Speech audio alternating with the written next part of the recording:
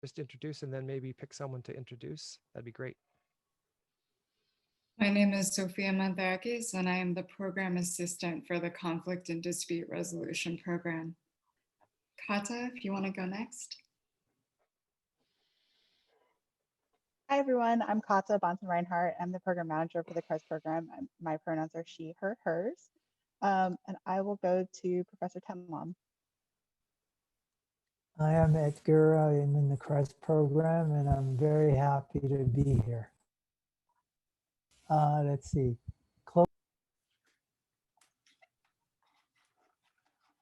I am Chloe. I'm second year in the CREST program, and I'm very happy to be here and interested to see what.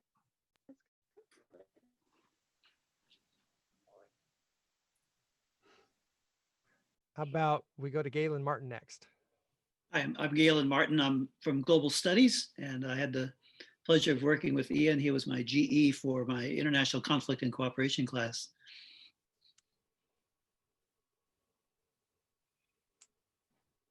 Diane? Hi, I'm Diane Baxter, and I'm Ian's advisor. I've known Ian for a number of years now.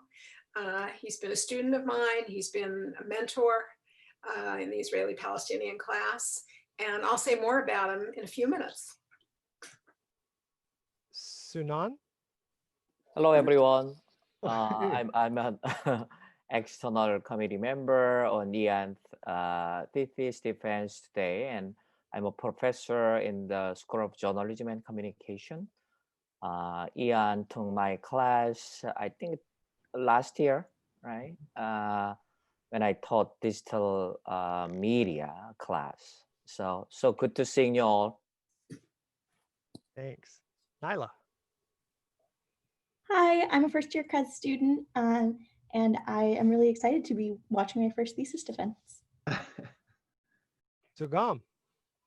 Everybody, CREST and Global Studies alum, and right now an advisor at CMA. I'm at drop-ins right now, so if I get out, so that's what's happening. Lucky and excited. Are those the Himalayas in the background, Sugam? Yes, winter Nice. now, so back home. Good to see you. I think I got everyone.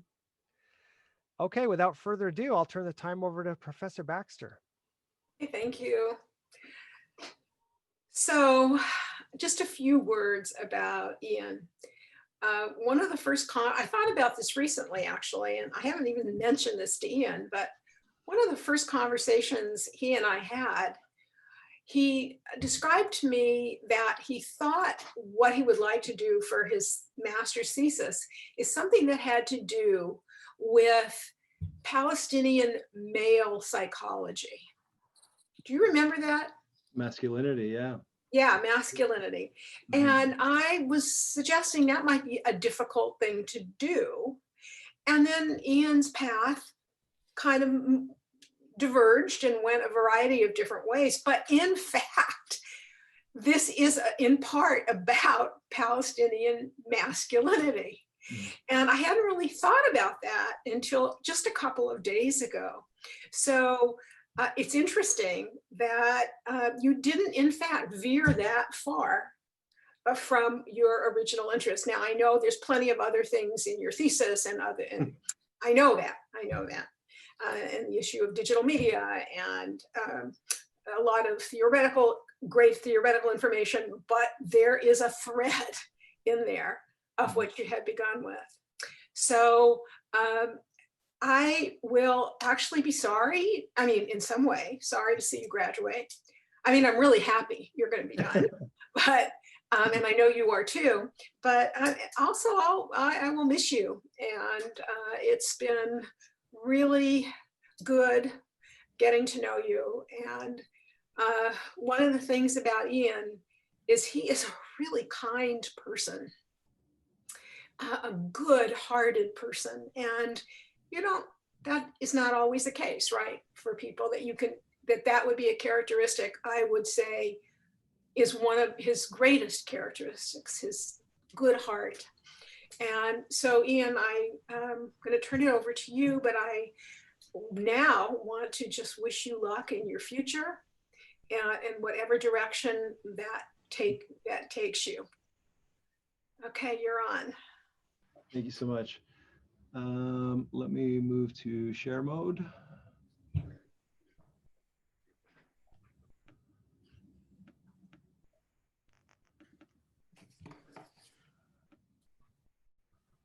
Okay. Okay. I just want to, of course, start by saying thank you all to those of you who could be here with me on this most important day for my professional life. It was a big run up to get to this point. I was influenced somewhat through my undergraduate education, being selected as a kind of a research fellow. And having a psychology and political science background, it really drove my desire to kind of understand culture and human relations a little bit more, similar to what Dr. Baxter was saying earlier in my focus on my original focus on masculinity.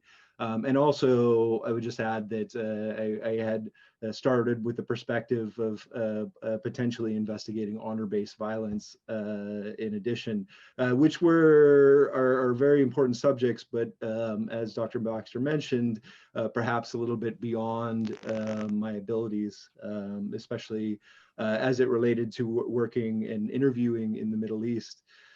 So I started my journey, now almost 5 years ago, pursuing concurrent degrees with 2 trips to the Middle East. Both actually were shepherded by connections that Dr. Baxter had.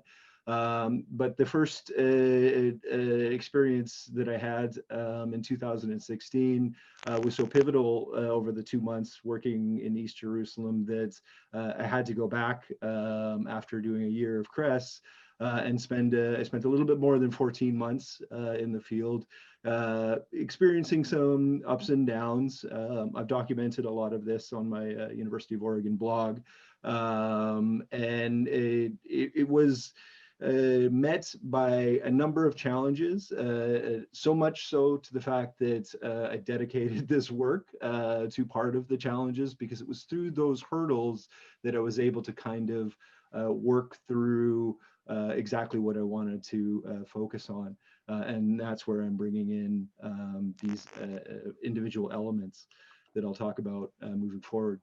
These are the chapters in my thesis. I'm not going to be able to talk about everything because I want to spend a little bit more time on the meat, the results section, and that's going to take a substantial amount of time going forward. But if you are interested, my thesis will of course be publicly available. Today, I'm going to briefly touch on the problem statement. And then, of course, the theoretical orientation related to constructivism that really guided the work. And then, of course, I will introduce my research questions, the results, conclusions, and then a little bit of aspirational looking forward to the future. So my research statement or the problem begins with the question of Palestinian statehood. It's an acknowledgement that is a really important topic related to this understanding of Palestinian digital communication. Currently, the Office of the United Nations High Commissioner for Human Rights, as well as the Committee on the Exercise of the Inalienable Rights of the Palestinian people, determined through non-binding recommendations defining East Jerusalem, the West Bank, Gaza Strip to be part of occupied territory, and Israel to be the occupying force. So further stipulating that Israel remains bound by provisions of international law, including the Fourth Geneva Convention. As I move forward, these are the constructivists that guided much of my work. the work of Sarah Cobbs. I have used through, she's works with interpersonal mediation, and she's formed the conflict stories that I'm going to be citing in the upcoming bit. Kathy Charmez's work has provided theoretical orientation through constructivist grounded theory. I've pulled through some of her inspirational work from in response to grounded theory to use as a model moving forward. And then Michel Foucault's work on knowledge and power forms. I don't claim to be a scholar a Foucauldian scholar, although his work on knowledge, as I say, knowledge and discourse, has been inspirational in my research findings. So my research guiding questions began with how have Palestinians responded digitally to the American recognition of Jerusalem as the capital of Israel. Second question, what power relations impact Palestinian modes of response? Thirdly, how might a thematic framework of Palestinian conflict storylines that emerged in response to the American recognition support an understanding of relations of power within the context of the Israeli-Palestinian interactions? This is a table of all of the sources that I've included in my work. You notice that the numbers don't necessarily add up collectively, as there are 54, I used 54 pieces of data to interpret the work of Palestinian digital communication. And within those 54 pieces of sources, there were some overlaps. So ultimately, in my appendices, I've illustrated 84 actual messages that went into the formulation of my interpretations. This is the flowchart that I used that roughly mirrors the work of Kathy Charmez's 2006 publication on constructing grounded theory. If there are questions at the end, I'll be happy to kind of go over it.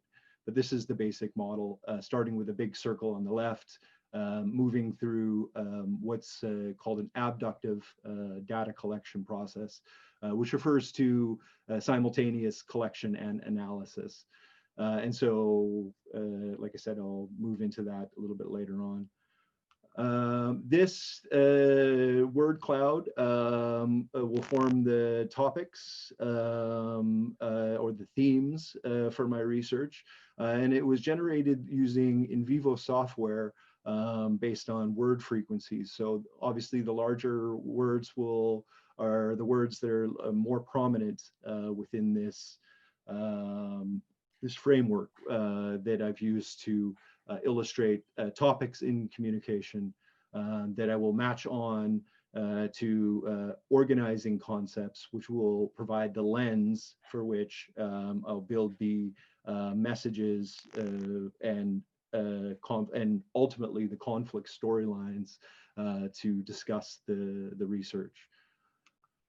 The politics of humiliation represents a three model frame for understanding the conflict stories that I've discussed in my research and will discuss in the upcoming section. But let me introduce first the first concept, the first model, shall I say, the model of tyranny of despair, which explores humiliation using a lens of tyranny and despair, represented in the conflict storylines in this research that depict overt Palestinian responses involving violence as a form of expression. The tyranny of despair describes digital media that incorporates a repressive power form as a dominant form for response. Foucault defines repressive power through this application of force And repressive power describes explicit actions such as legislation, incarceration, and persuasion applied through the pressure of threats or punishing acts by a dominant party over a subordinate party to achieve a desired response. Palestinians in this context have channeled repressive power to assert dominance in the digital media to subordinate other groups or regular Palestinian communities. The analogy of denial model represents a model from the Palestinian community that features a rejection of the stories in the Tyranny of Despair. This model is composed as a frame that moves away from explicit responses based on a singular version of events to construct responses based on an inward representation of community values. Metaphor weighs heavily on this model from the Palestinian community, and it comprises the language of conflict stories that feature the responses to humiliation. The model of analogy of denial both includes elements of the repressive power to command action, as well as a normative power which functions to motivate behavior based on implicit community norms and values. And the third model for this study represents a redefining of responses to humiliation through the Palestinian cultural representations by calling into question other models of humiliation. The policy of doubt acts as a change agent based on atypical Palestinian community responses, and is not at all prescribes successful outcomes, but advances community values. This model focuses on the application of normalizing power within the community, which neither acts as good or bad, but it is considered among Foucault scholars to be a first-rate power because it reflects the implicit norms, values, and beliefs of the community without the use of force to compel a response.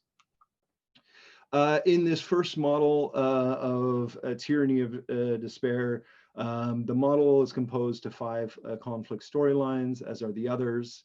And the first relates to the sins of Balfour, open the gates of hell to kill us, destroy us, and put us in prison. And this conflict storyline frames the language of conflict around a prevailing sense of fear. The story attempts to overcome Palestinian humiliation by focusing on a pending doom and terror to compel immediate action. Repressive power is used to demand Palestinian followers to protect their or to protest their use of dehumanizing messages that illustrate one and only one legitimate means of expression. Messages in this storyline compose racist tropes comparing President Trump to the Nazi leader Adolf Hitler, and the act of controlling Palestinian communities by dictating terms created through the tyranny of despair, designed to regain a sense of powerlessness by downplaying the Jewish connection to Jerusalem and framing the Lord Balfour's response to the land similarly to the American recognition of Jerusalem, stipulating President Trump's decision is against humanity, is against the Muslims, and against the Christians. The second conflict storyline in this section calls of Jerusalem, liberate Jerusalem from the plundering Jews, supplant the Palestinian connection to Jerusalem with a version of events that views the other in disparaging terms. The model of tyranny of despair defines the meaning and the representation through a duty to protect the holy city and against American and Israeli aggression through a holy crusade. Protesters forming this message chanted, "Oh Trump, you coward, you just wait. We will dig your grave by means of the caliphate," calling upon the Palestinian community in the name of Allah. The conflict story promotes liberation of Jerusalem at all costs. Foucault's work theorized that the science that science informs society on how to behave. It guides ways of thinking and cannot be separated from power. Within this frame, science is akin to religion among members of the Palestinian community. And the conflict storyline here describes how to be a good Muslim by inciting anger and devotion to Islam, using repressive power wielded over the Palestinian community to conquer humiliation through religious dominance represented in the language of us versus them. The third conflict storyline, Patrons of Peace Unleash the Brothers of Apes and Pigs on the Peace Process, focuses on the changing role of American mediation. The conflict storyline channels Palestinian repressive power by blowing up dialogue and focusing on a tyranny of despair that encourages Palestinian factions to dress in explosive vests, framing the American Declaration as a tool that violates peace and perpetuates the divide between Israelis and Palestinians. A message fitting this storyline includes a conflict or a cartoon satire involving a chameleon moving from one branch to another. The story illustrates a violent framework in which Palestinians avoid humiliation by shutting out the opposition, casting the Trump administration as a rubric of hate and defining the American position as tyrannical. The fourth in this section, People of Giants Trample the Head of the Son of a Jewish Woman, rebrands humiliation with a Palestinian version of fearlessness and honor. The conflict storyline expresses messages of support for armed struggle in a year of confrontation with Israel and defense of the holy places during an anniversary celebration of Fatah's 53 years. Similarly, a message from the Palestinian diaspora imam in New York City channeled repressive power to compel the community in solidarity, claiming that every inch of Palestine, including Tel Aviv and Jaffa, is Palestinian land, referencing, of course, the Battle of Khaybar. The story here adopts a tyranny of despair by focusing on violence as the only legitimate means for Palestinian struggle and honor. Protesters in Gaza add to this message, or add with a message to this conflict storylines in debasement of Prime Minister Benjamin Netanyahu, focusing on his honor by labeling him as a son of a Jewish woman. This attempt at rebranding Netanyahu's image with a matriarchy instead of Islam's association with a father focuses on honor and debasement of the prime minister. The final storyline in this model, expressions of power burn Trump's effigy in a war against the Palestinian people, taps into the repressive power of military to fuel an erasure of humiliation. Palestinian leaders in this message call for 3 days of rage, focusing on a fight for Palestinian identity. The conflict storyline mandates a noble crusade in the name of Allah, a reward only bestowed to the faithful who pursue the Palestinian cause. The self-sacrificing campaign encourages Palestinian factions to cover humiliation with a test of loyalty, exploring the tyranny of despair through a language of conflict predicated on force that overpowers moderate voices. The story here frames President Trump as a terrorist with whom the Arab Ummah and free people worldwide must fight.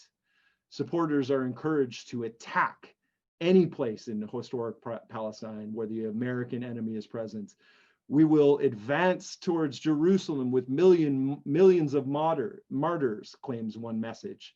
The storyline here illustrates the language of conflict normalized through sacrifice and resistance in Palestinian children, raised at an early setting through repressive power to educate the faithful in the Palestinian cause. This next model, analogy of denial, begins with a focus on the sins of Balfour, cast Trump as America's crazy man, the new Balfour. This illustrates a Palestinian response to humiliation based on unfavorable boundary lines. The story here focuses on the Palestinian community's perception of being forced off their land by the unilateral American recognition of Jerusalem almost a month after this centennial anniversary, the Balfour Declaration.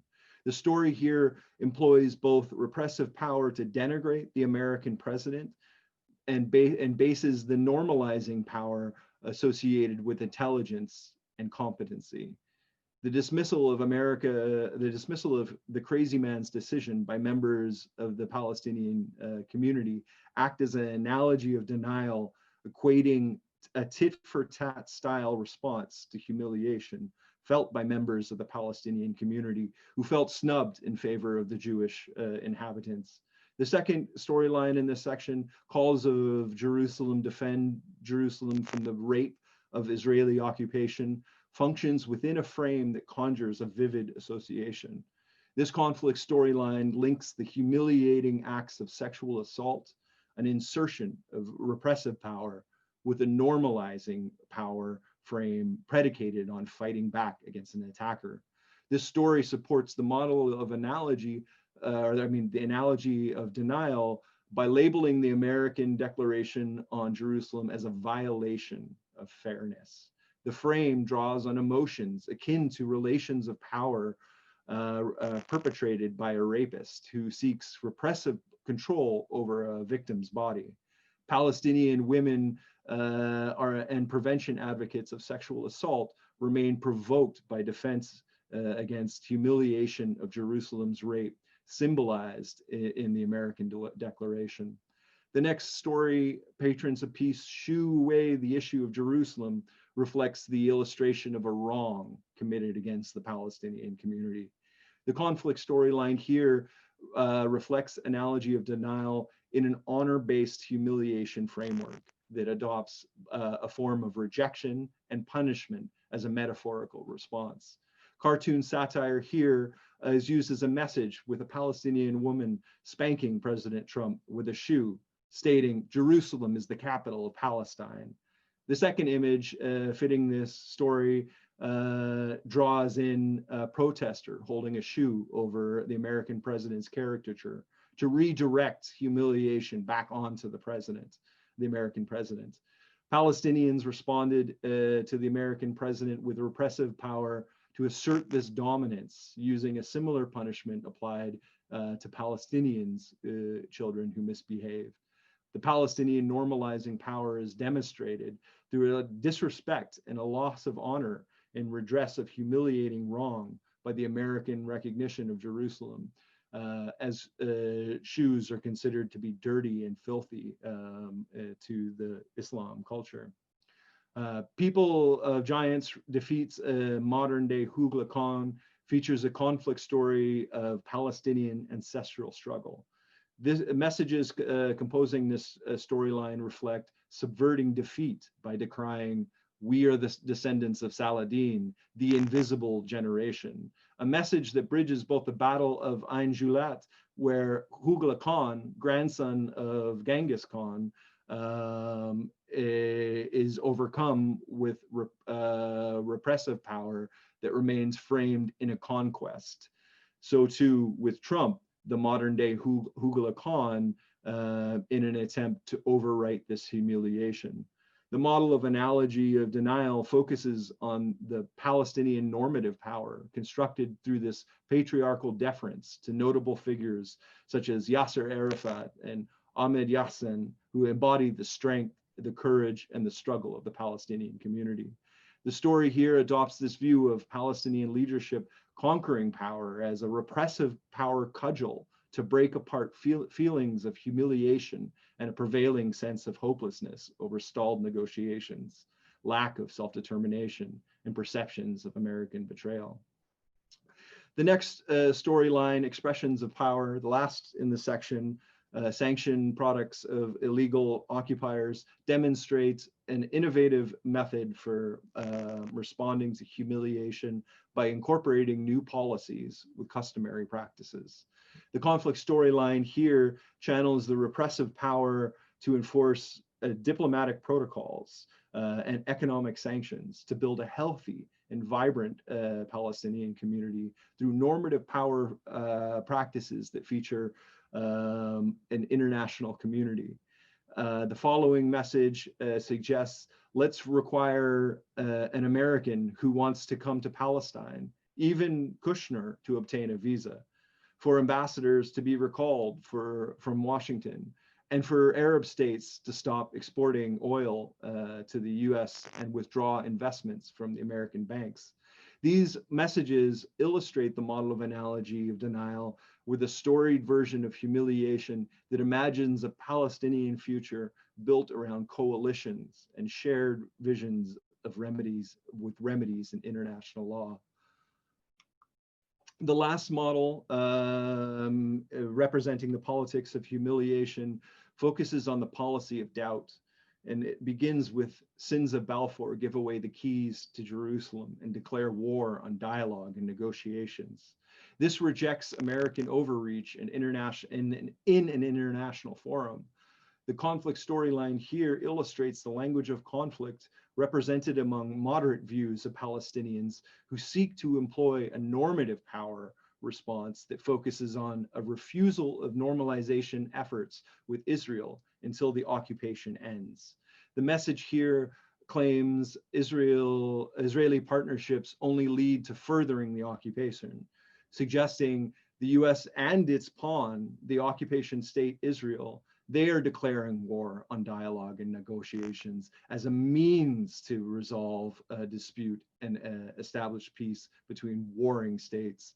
A complementary message in this storyline adds the administration has crossed every red line with measures that contravene international law and especially UN Security Council Resolution 478. The US president has given what does not belong to him to those who are not entitled to it, just like Balfour 100 years ago. The conflict storyline supports the policy of doubt by advancing a view that decries the US declaration for its mistrust and by emboldening Israel to continue acts of Palestinian humiliation. The next conflict storyline, Calls of Jerusalem, eternalize the holy city as the sole capital of the state of Palestine, evinces a response that ignores the American change to the status of Jerusalem. The conflict storyline here draws on messages that include Palestinian Authority TV news anchors wearing shirts on air reading, "Jerusalem, the capital state of Palestine." The message supports the model of policy of doubt through this normalizing power of shifting the story related to being overlooked by the American declaration to an acknowledgement of the Palestinian desire for a capital city in Jerusalem, in East Jerusalem. Similarly, messages published on Fatah's cultural site on the birth of Gazan triplets named for Jerusalem, capital, and Palestine supplant the sense of humiliation related to powerlessness with normalizing power of ownership. The policy of doubt here, the policy of doubt model contradicts this American declaration of Jerusalem as Israel's capital by employing the normative power of Palestinian connection to Jerusalem through an application of naming power. The third, patrons of peace declare the peace process not welcome in Palestine, is a direct reflection of the cultural fluency deficit of the American president and a rejection of Palestinian community values toward hospitality.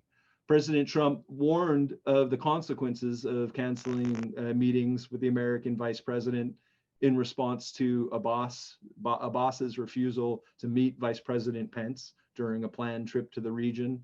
President Abbas remained steadfast, asserting Pence was not welcome in Palestine.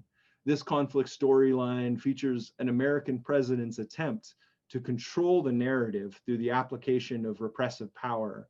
However, President Trump's message failed to recognize the importance of honor in the Palestinian community. The story here illustrates the model of a policy of doubt through a rejection of normative power in Palestinian communities, customarily associated by an adherence towards graciousness and welcoming hospitality, for a normative power application of an honor-based misgivings directed toward the humiliation by a superpower, a storyline that continued to hold even 2 years later, with a spokesman for President Abbas stating Trump's decision regarding Jerusalem remains unacceptable in response to the American proposal of the deal of the century. The fourth conflict storyline in this model, people of giants require greater wisdom to change the rules of the diplomatic game, espouses a bold claim directed at Palestinian politicians. The story here suggests bringing an end to futile messages of rage and relocation of the American embassy to Jerusalem, proposing moving the US flag from one embassy building in Tel Aviv to another embassy building in Jerusalem has no impact on the rights of the Palestinians, because these rights would continue to exist as long as the Palestinians themselves existed. The story here recommends that a change in American policy constitutes an important step to the benefit of the Palestinian issue. The conflict storyline represents the model of policy of doubt by expressing a hesitation towards Palestinian politicians' reactionary, violent expressions to American humiliation. The story here proposes a normative power response involving a pause for reflection to overcome the tendency to advocate Palestinian self-sacrifice. The final storyline in this model represents expressions of power turn off the lights of the occupation in symbolic confrontation. This is a signals a response to humiliation that focuses on community-wide efforts. This conflict storyline channels normative power to encourage demonstration instead of violence and self-sacrifice. The conflict storyline message advocates turning off the Christmas tree lights in peaceful protests during the Christmas holiday season. This normative power response focuses on the holiday through a subtle act of defiance by associating the Palestinian struggle with the Christian community. A second message supporting this story focuses on an article that first appeared in 2012, published during an 8-day siege by the IDF in the Gaza Strip. The republished article focuses on building normative power restraint among Palestinians through a view that violence begets violence. These seemingly disparate messages call attention to building normative power structures that rely on nonviolent protest. This conflict storyline represents the model policy of doubt through a skepticism related to the efficacy of Palestinian responses to humiliation, reflected in an intra-party dispute. This theme represents the 84 pieces of data, units of data recorded throughout this research over time. I want to draw your attention to a couple of spikes. The first, of course, is the spike that came shortly after President Trump's recognition of Jerusalem on December 6th. And again, a spike on December 16th with an anticipatory spike ahead of the UN Security Council vote by the US on December 19th, 2017. And just ahead of as the media was beginning to report, Ambassador Haley stating formally, the US will be taking names and suggesting that the withdrawal of US aid was contingent on a response that would condemn the American recognition of Jerusalem. These flurry of Palestinian thematic communication activities represented here in the line graph indicates the presence of why this research is important. Palestinian digital communication themes related to the themes of Palestinian and resistance illustrates the close connection of the themes represented in the digital communication data. The Palestinian response has continued to lament, as you can see, the American Declaration on Jerusalem well into early January 2020. The two fundamental insights that I draw from this develop from the first being the ubiquity of normalizing power, within communities. And the second refers to the unfiltered Palestinian digital responses that reflect a view of the Palestinian community that remains unafraid to push back digitally against the American humiliation. In this way, digital communication has allowed Palestinians to channel representations of humiliation through new forms of expression, illustrated by the conflict storylines discussed in this research that represents a politics of humiliation. My final takeaways include, first, that the Palestinian modes of response on digital media related to the American recognition of Jerusalem illustrated a persuasive element to uncovering a nuanced view of power through an analysis of repressive power functions and normative power abilities. The framework of communication storylines here through the concepts and themes provided a digital communication framework matrix for analysis of the context of the Israeli-Palestinian interactions. Secondly, the study addressed the politics of humiliation through competing models composed of conflict storylines. The Tyranny of Despair illustrated a model featuring dominating conflict storylines by parties who assert a repressive power through violent expressions. This model represented stories that explicitly adopted a singular view of events. The Palestinian responses to humiliations attempted to erase and replace the perception of powerlessness with a presentation of strength. The second model, the analogy of denial, balances the repressive power with the Palestinian community's normative power responses through an implicit rejection of the former model, Tyranny of Despair, focusing on an internal Palestinian language of conflicts. Conflict storylines here have adopted metaphor through an implicit denial of humiliation, channeling this repressive and normative power representations of the community.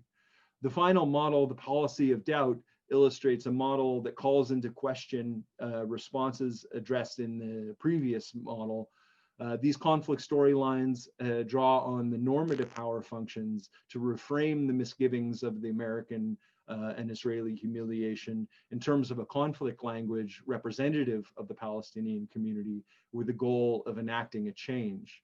My third takeaway is the research findings have revealed an understanding of the Palestinian digital discourse in response to humiliation produced through constructivist views that discovered meaning and representation in the data that reflect the knowledge of the Palestinian community in this moment, illustrated in the competition over the politics of humiliation. This interplay between competing models has created a saturation on digital media of communication in which conflict storylines were decentralized, the response to the American humiliation. Palestinian digital media came to represent a cacophony of responses that muted out all moderate views.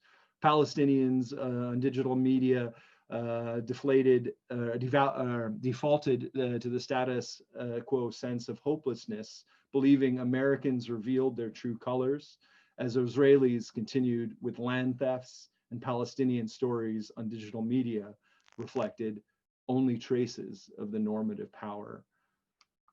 Looking towards the future, I hope this research will address coming up or in future iterations, cross-sectional representations of communities for comparison views.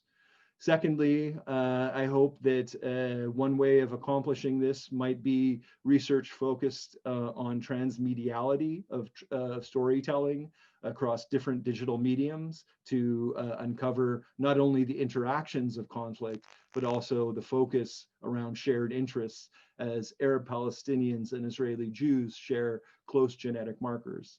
And finally, I would recommend such practices that might be helped through the promotion of an expanded digital literacy campaign insights from the models discussed in this research may support a framework for practicing digital empathy.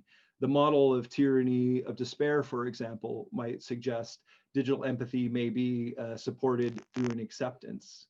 The model of analogy of denial might illustrate digital empathy involving the use of patience, rapport building, and listening for understanding.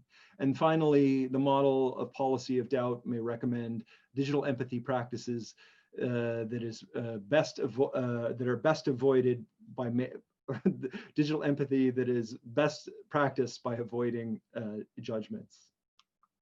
And thank you.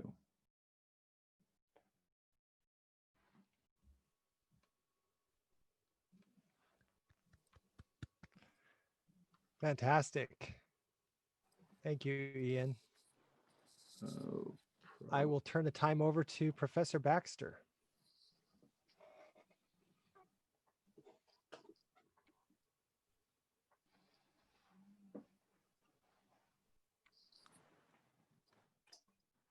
Okay, Ian, thank you very much. Really excellent presentation. So I think that it's time for questions from members of your committee. And Sunyan, would you like to begin? Oh, sure. Yeah. So, I echo what, Dr. Baxter just mentioned. I really appreciate your time and effort devoted to working on this, great work. And I personally learned a great deal out of your thesis. So thank you. And reflecting on your initial proposal presentation, I believe it was last year, right? During August, I believe, during summer or earlier than that. Maybe. Even earlier than that, yeah. So I think your thesis has been, well developed since then. But meanwhile, I mean, I wish I could take a look at how your thesis has evolved, right? Some progress report, so that we can, offer some constructive feedback. But I think that you work hard, work together with Diane on your thesis. I usually, let me ask you, my first question is about, your data collection with the sampling. So would you please elaborate a little bit more on your data collection? Because the reason why I bring this up is because you have developed a very interesting conceptual framework, not necessarily theoretical framework yet, in terms of sort of the digital conflict communication or digital conflict narratives or discourse, whatever you frame, those which have been interchangeably used in your thesis, right? So you're sampling, the way you collect your data for your digital conflict narratives or discourse really depend on what media or digital media outlet or platform, whether social media or mainstream news media, Al Jazeera or CBS, right? What media outlet you look at. So would you elaborate more on your data collection with the sampling, please? Absolutely. So I unfortunately don't speak Arabic, so I had to use 2 translation sources. And I guess I apologize for leaving this out of the presentation. I relied on roughly, I could go back to the table if it would be helpful, but primarily 2 media outlets for the interpretation of the English or the Arabic expressions into English translations. The first was the Middle East Research Institute, and the second was the Palestinian Media Watch. I did triangulation sampling through YouTube. It uncovered 2 pieces from Al Jazeera, 2 videos from Al Jazeera, one video from CBS and one video from I-24 News to assess, just spot check a couple of the expressions that were coming out of the Palestinian community. But my research really focuses heavily on the theoretical orientation of constructivism. So like you started to mention, this is not necessarily a conceptual or a theory with a big T, but like a little interpretive T, in that I used Kathy Sharmez's modeling of constructivist grounded theory to kind of guide the research, data collection and data analysis process. And some of the critiques related to this particular methodology do include the use of theoretical sampling as a default measure of obtaining the sources, because the theoretical sampling entails your sampling in particular areas that once you start to generate data that kind of leads you down one path, you start collecting more in that kind of outlet. And so that's how I was able to kind of form the themes that I used in my research, because the themes that were starting to emerge from the coding process, which includes both initial coding, which essentially just goes through the transcripts describing actions of data, and that when you're starting to produce these line by line actions, if things start to fit within a particular emerging category, that data then it moves on to a secondary stage involving focus coding process, which is how I was able to get the concepts and the storylines kind of built through this three-tiered structure. So I don't know if this answers your question.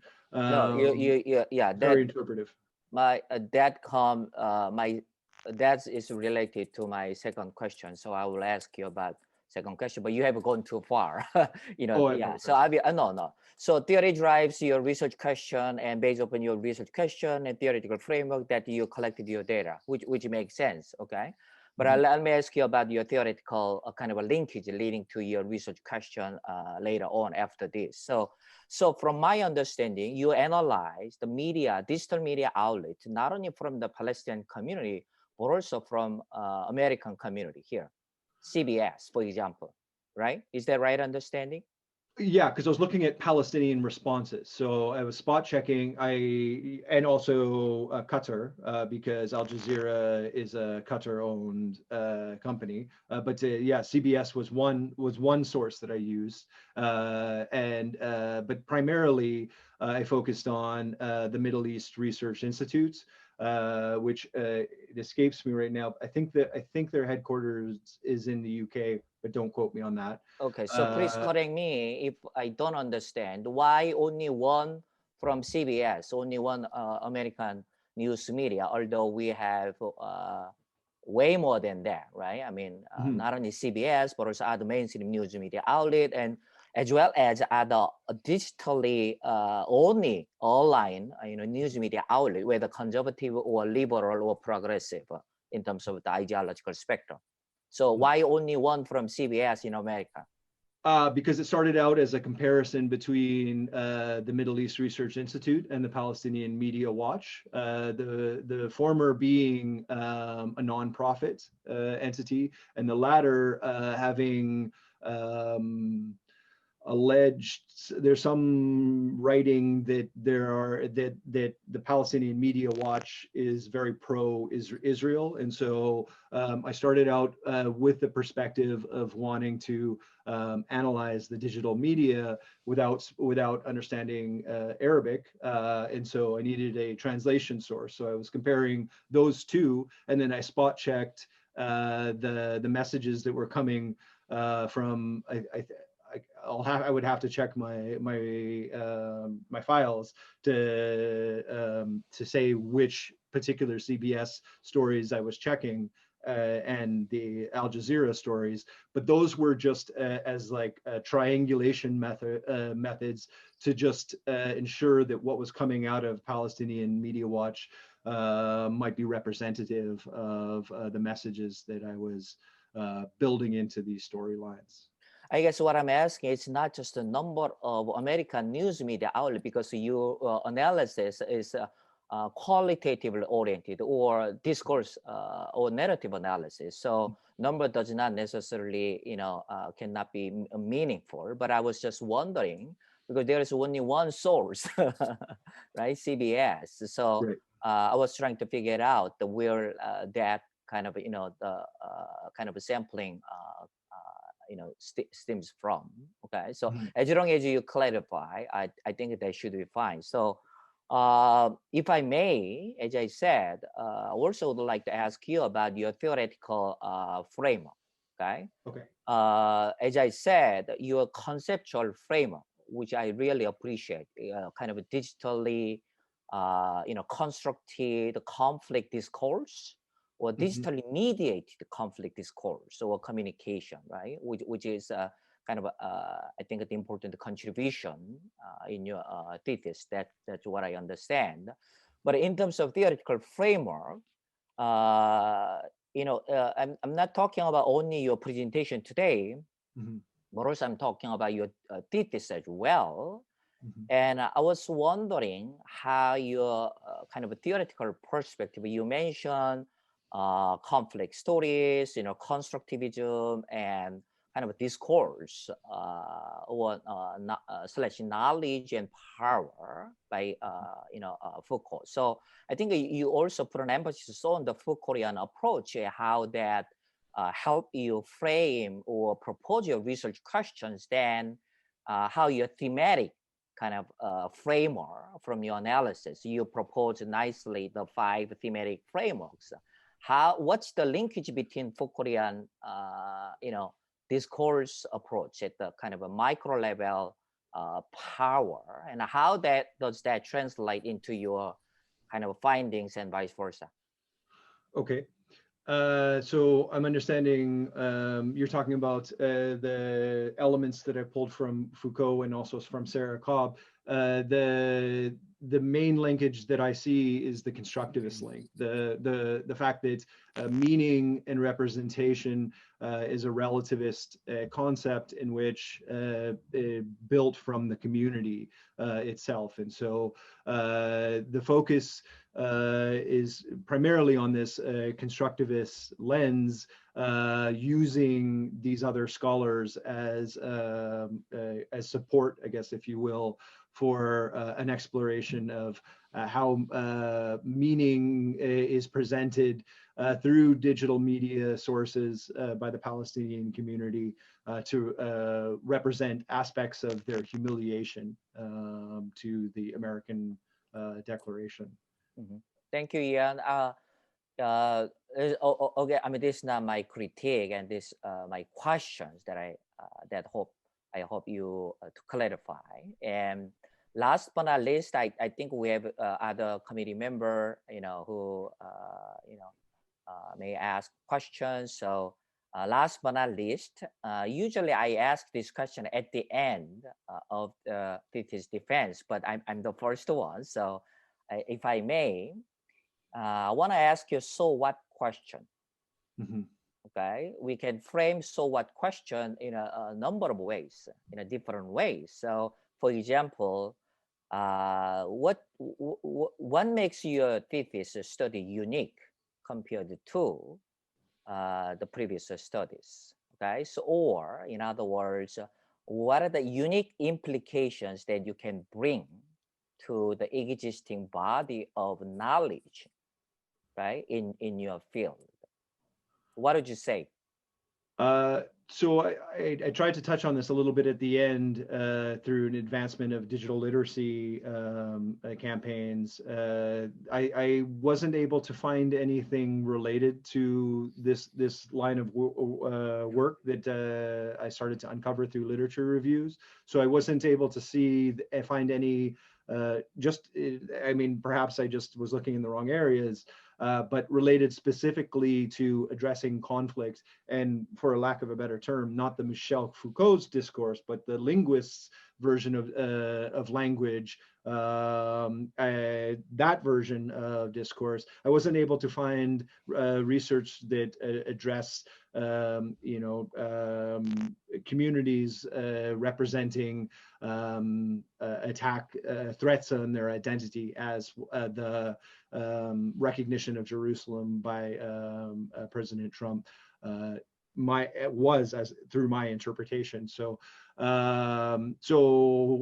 that's kind of what also encouraged me or inspired me to pull in these other scholars with a novel kind of way. The common denominator being the constructivism, but using elements of interpersonal mediation, work on power and knowledge, and the template of Kathy Charmez through like a prescribed pathway towards, I don't know, uncovering results that also at the same time allowed me to kind of be, I guess for lack of a better word, messy, because this tends to be a big part of my process, that I work through layers and I work through a constant revision process. And it really, her model really, or methodology really spoke to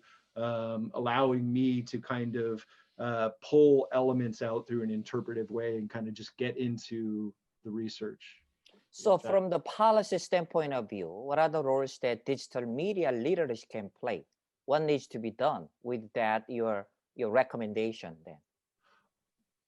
So these may, like I said, just be aspirational, right? But I think that especially the political climate that we're living in the United States, there is an opportunity to have this conversation out loud about how do we interact with diverging opinions online. And I think that this work maybe scratches the surface of this conversation, but I hope that in my upcoming life after my master's degrees, I'll be able to explore this conversation through different practices related to some of the recommendations I identified through practicing digital empathy.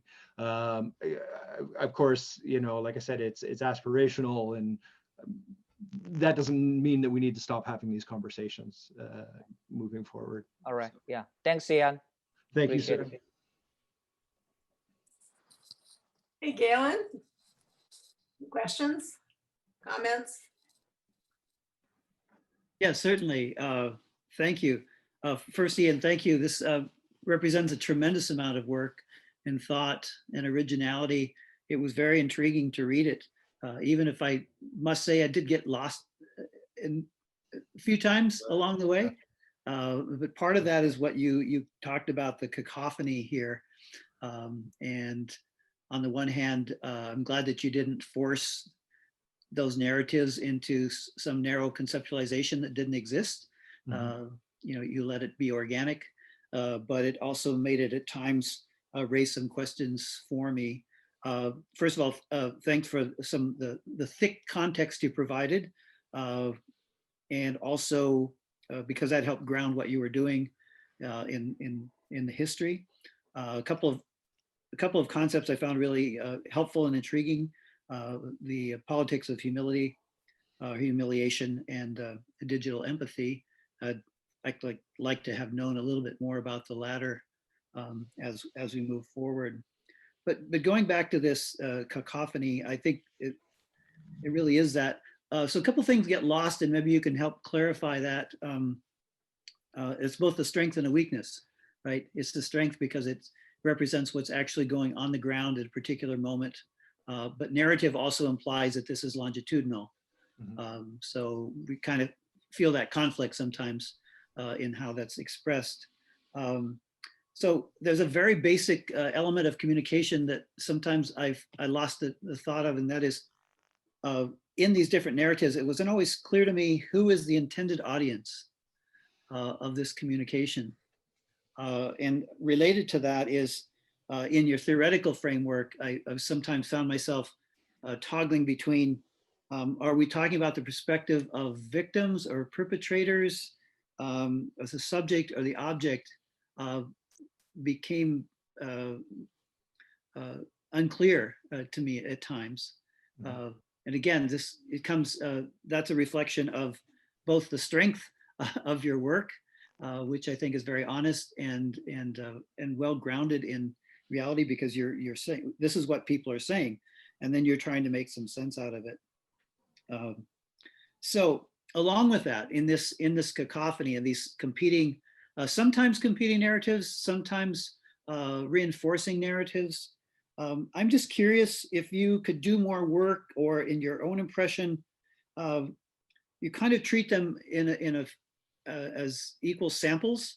Do you feel like there's a particular narrative that seems to have more power than the others? We kind of treat them as if they're all of equal value, but how could you distinguish what's the more compelling narrative, particularly for Palestinians? And then the reverse of that is, what would be a compelling narrative of communication to people who, if you want to build digital empathy, which narrative would be most helpful in actually doing that? Because some of these are clearly narratives of polarization, and there's little accountability there. So yeah, so this issue of what's the power of the different narratives, to what end? Thank you for your insights. Yeah, I felt this way too, that it seemed confusing to really, for me to trace who or what was being said, because it seemed at many times it was a matter of perspective. So for example, I think I said this at the end, the model, the tyranny of denial, that included many of the violent expressions, got a lot of the play, so to speak, because these were very insightful, or not incitement type responses that in many parts of the media were fueled and kind of hung on to and furthered, saying, okay, this is another representation of Palestinian terrorism, for example, when the nuance was being lost, that it was not necessarily terrorism without, I mean, it might be terrorism according to like a Western perspective, but according to a population that has been living through 53 years of occupation, and I mean, it was equally across Gazans as well as the Fatah Palestinian Authority messages that came out that formed the storylines. They were equally representative of this Palestinian representation of a reflection of honor, I guess, in many ways, and this lack of respect that was again kind of being hoisted upon them. And so that's why I tried to separate the model, the violent messages from, split them into like their different component parts, right?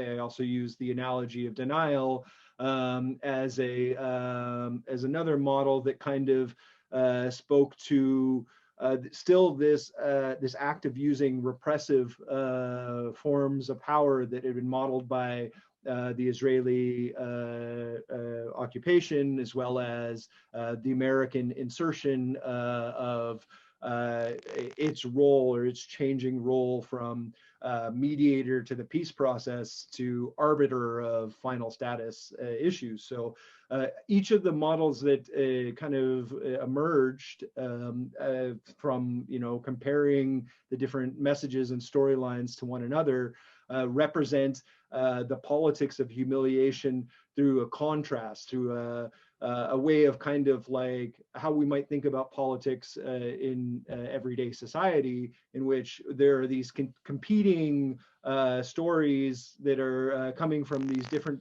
points of view that kind of dominate the our awareness, right? And so I kind of suggest at the end that the violent tyranny model gets a lot of play because of what I just mentioned, the media grabbing onto it.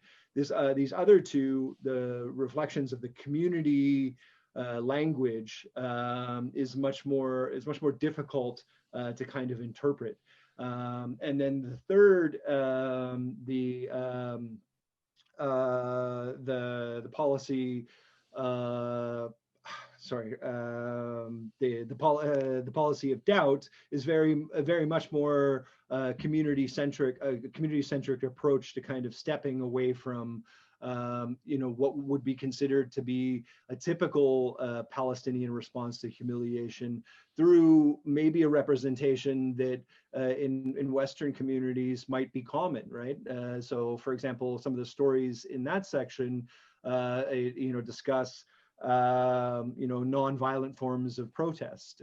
One of my favorites include the naming of children, the triplets, because this in itself holds a normative power among the Palestinian communities to kind of take back this sense of being humiliated again, because they're being their rights and their lack of self-determination and all of these things that kind of build up over the years are being ignored. But through naming one's children Jerusalem, capital in Palestine, that takes back that power, and that creates or attempts to build these normative power structures that have been predominantly focused on fighting back against the Israeli occupation, resisting in any way possible. And so they're almost muted, but again, it depends on perspective. In many Western communities, this might be more readily assumed, right? These sorts of tactics. But we're talking about digital media in the hands of many in the Palestinian community who live on the other side of the digital divide, that don't have access to the latest software or technology, or their bandwidth is limited. And so that so we're also viewing these messages through that kind of landscape as well, this kind of diminished ability to have access to the technology, to use the technology. And so it really, it muddies the waters in such a way that, to use the term, the politics of humiliation, it makes things seem like a cacophony. Now, I don't know if that answers your question, but there was another part that has slipped my mind. You talked about representation, and I want to make sure that I address your questions. Yeah, so part of it was how might you assess how powerful one of these is versus another, given that they really have different intended audiences. You noted the lack of the digital divide. So some of this clearly is not meant for Palestinians. Some of it's intended for another audience. Right. In some cases, for example, I think one of the final storylines I focused in on the tyranny of denial, it really they called for 3 days of rage, and there were other messages within that section that from the Popular Front for the Liberation of Palestine, for example, the Martyr Brigade, that all kind of, they played off of one another in a way that almost read like it was a recruitment. So one message needed, in order to prove one's worth, to the Palestinian struggle, there needed to be like a one-upsmanship, you know, targeting Americans, for example, wherever they are, or including attacks through armed struggle. And so in that model, it really spoke to me about like an internal representation. And I guess even the second model too, the analogy, really was in line, in many ways, using the community voice, the community language of conflict to kind of respond. But it was but the stories in this model really kind of spoke to this, like, you know, it was like an internal reflection. We're speaking to the community, but it was almost like I'm speaking out loud, you know, to whoever overhears me. And this is different than the violent, direct, okay, I'm going to get you.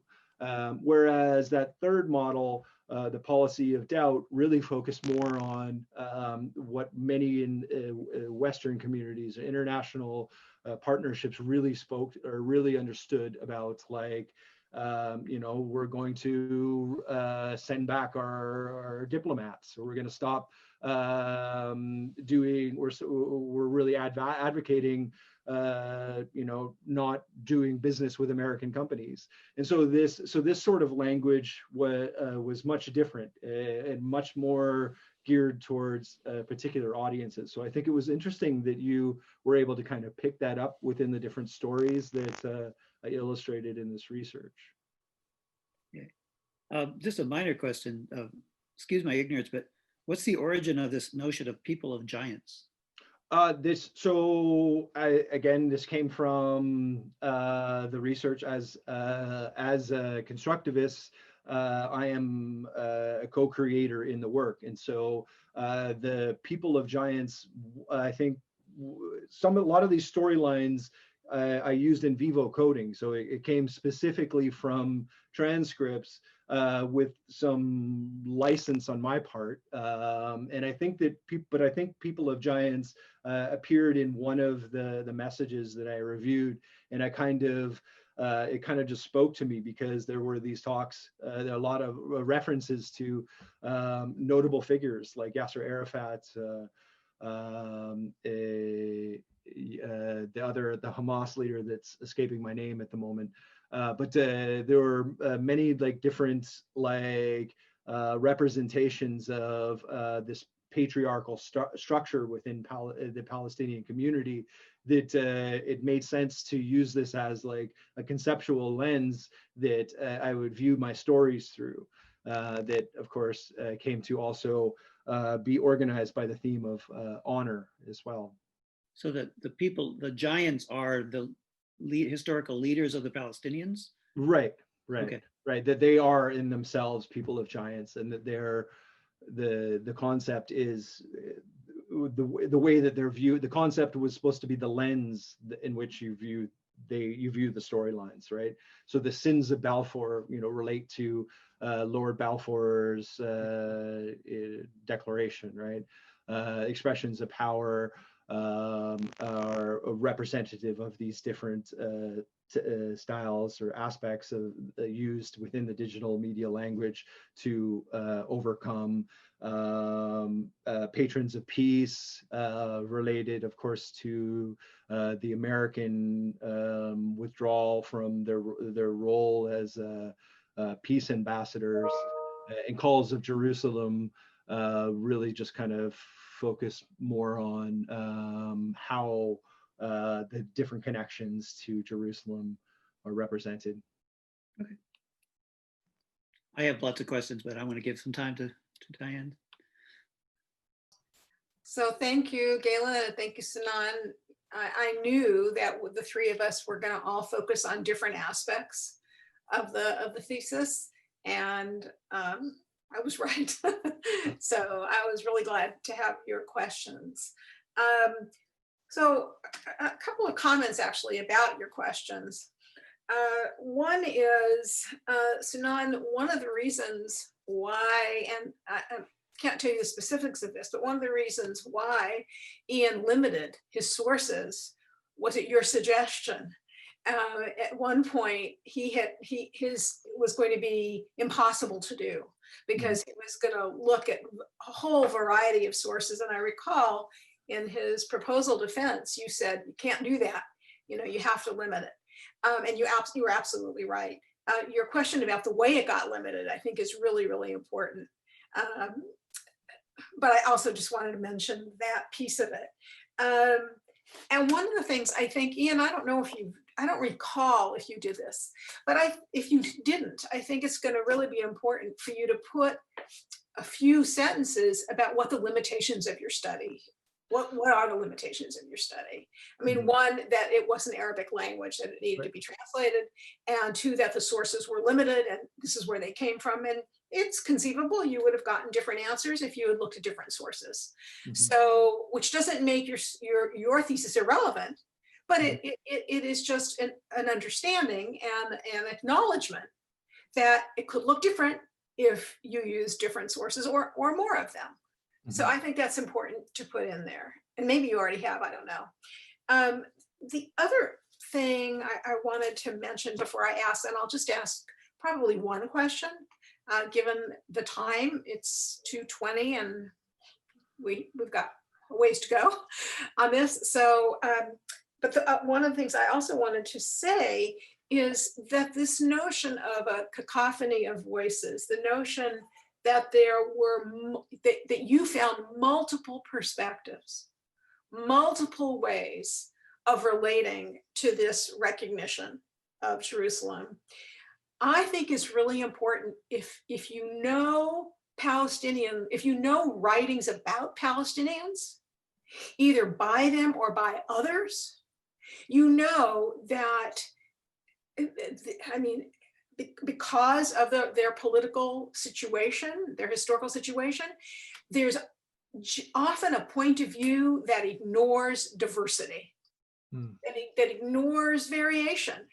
You know, either the Palestinians are just violent and that's the only way they respond, or the Palestinians would not respond with violence. I mean, it's difficult to read the literature because it's so often from a particular point of view, which we all write from a particular point of view, but in this case, it very much has a political undertone and overtone, so that you found a variety of responses and that you were able to describe what they were, I think is really important right in just then in that and of itself. It complicates and in my view, humanizes a people. Humanizes meaning they're not just one thing. You know, they're a variety of things, like we all are actually.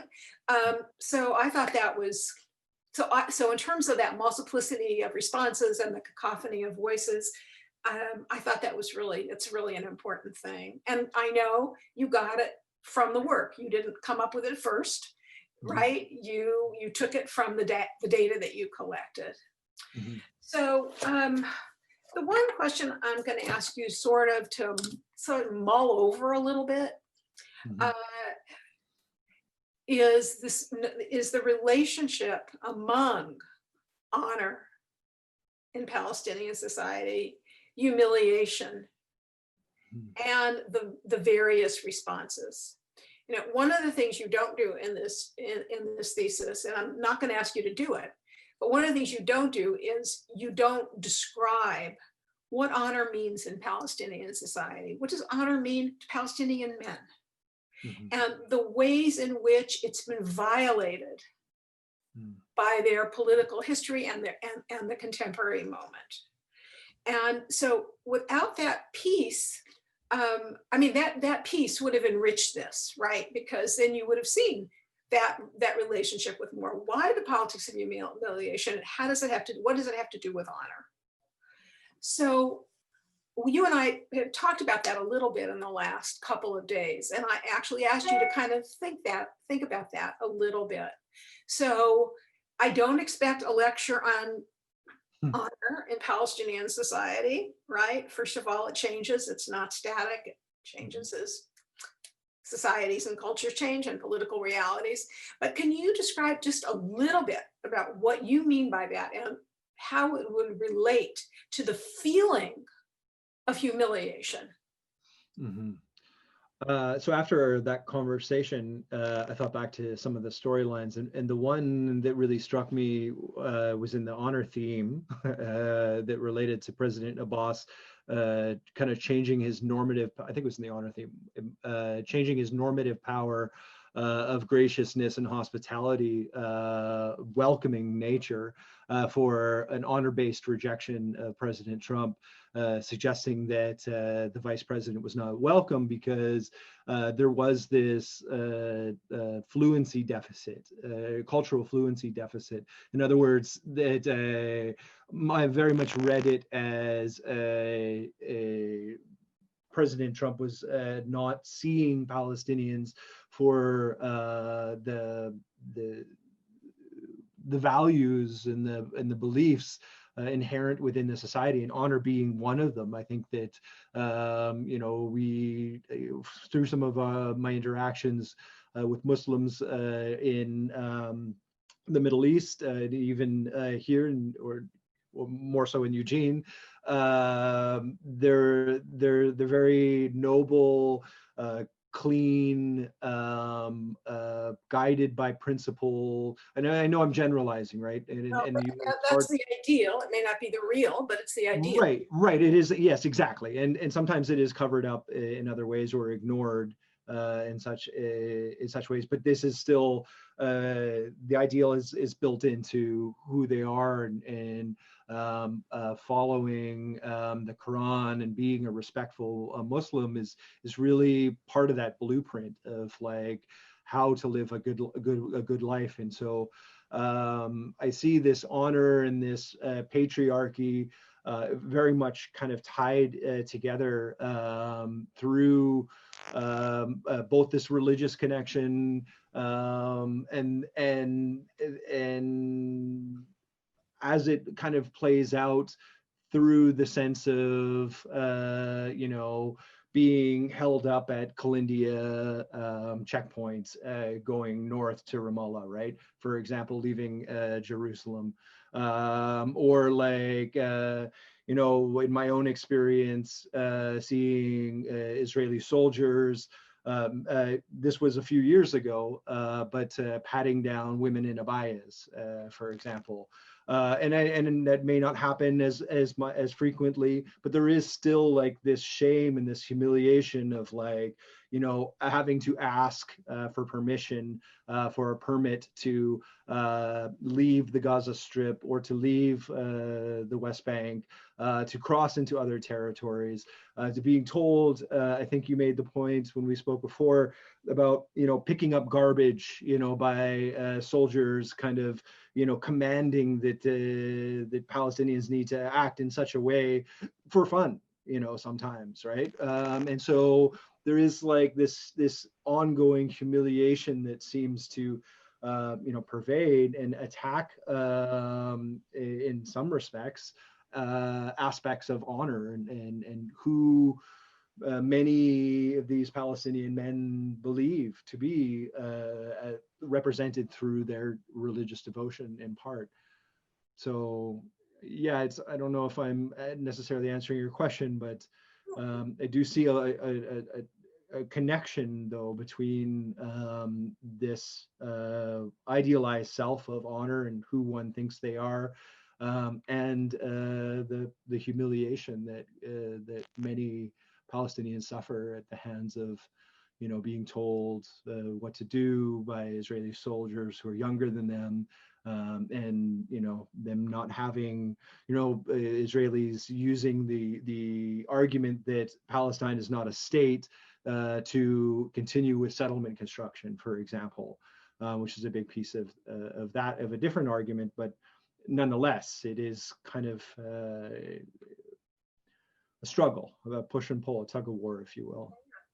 And I would only add to that one very important value in general and ideally for Palestinian men is their ability to take care of their families and to be respected. Mm-hmm. And given everything that you said and the contemporary moment and their losses and so on and so forth, that central value, that central issue of self-respect has been really diminished and violated. And so I just wanted to add that piece of it too. Okay, thank you.